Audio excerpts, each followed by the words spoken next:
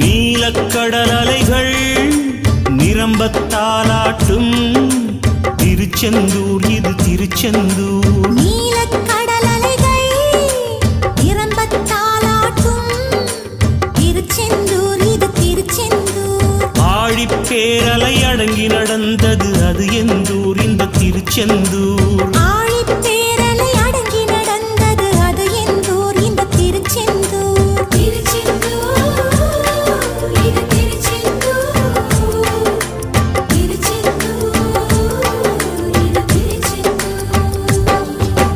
நீலக்கடல் அலைகள் நிரம்பத்தாலாட்டும் திருச்செந்தூர் இது திருச்செந்தூர்.